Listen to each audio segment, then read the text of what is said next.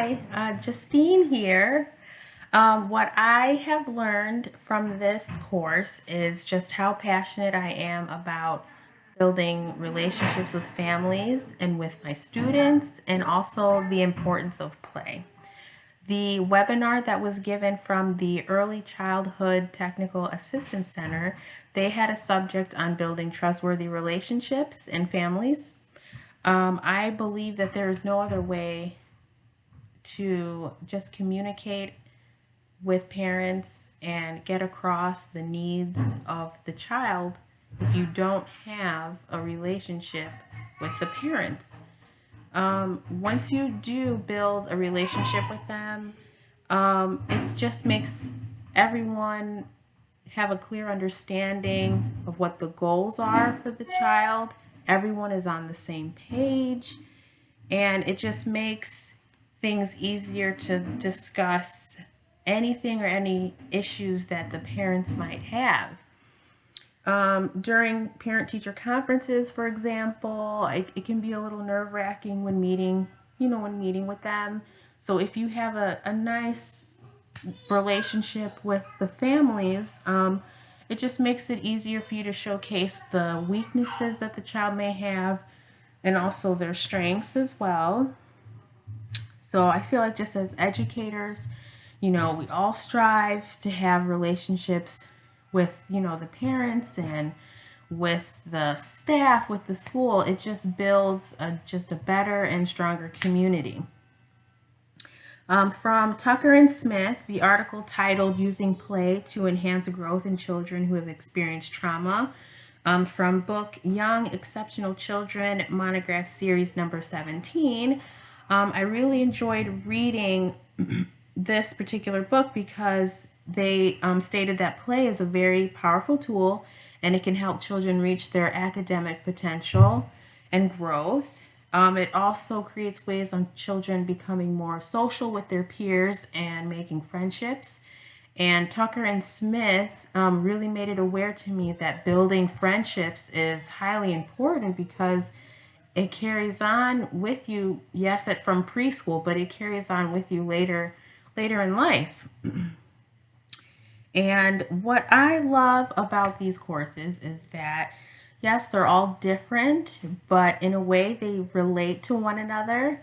Because when you mentioned about play and how it supports learning, this took me all the way back to my very first course with Dr. Plouffe and reading the book Tools of the Mind from Bodrova and Leong.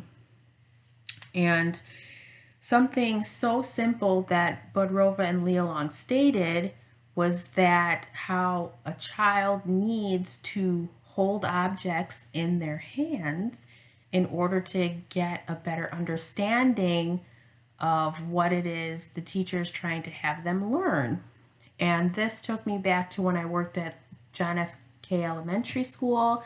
And every year we either had the principal or the assistant principal observe us in the classroom. And at the time it was groups. So I had 6 or 7 students with me, and the teacher had like 6 or 7 students with her. And the theme was shapes. So I was holding the shapes in my hand, asking the students questions like, what color it is, how many sides does this shape have, what shape is it?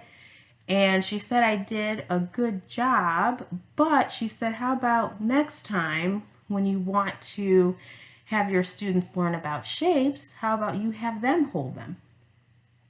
And I was like, okay. So I gave the shapes to the kids, and with just that difference, I noticed that the kids were opening up more.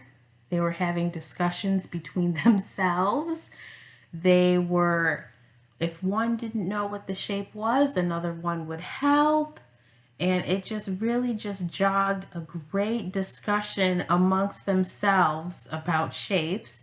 And from doing that, I could see that they grasped the concept much better when they actually could hold the objects in their hand.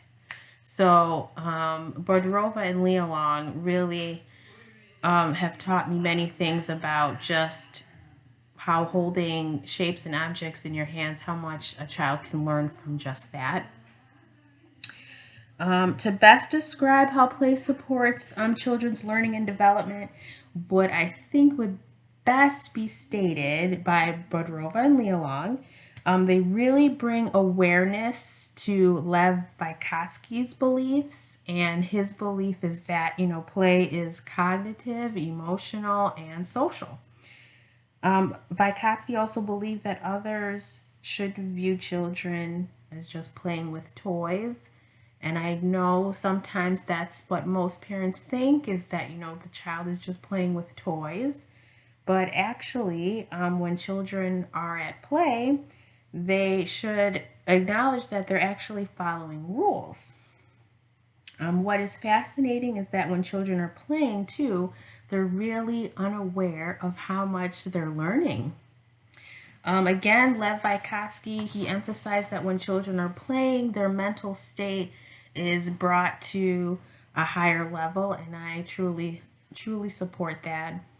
With all this new wealth of knowledge and myself being able to work with children as little as infancy all the way to 5 years of age, I will always make sure to build trustworthy relationships with my students and with my families. I will always look at play as a way to provide children with different opportunities to learn. I know that not all students are the same. They all learn differently. And with play, I feel really supports that. So that's my philosophy that I will just carry on with me when I'm able to teach my own kiddos. So thank you for listening to my video. It was a pleasure being in your class, and take care. Bye.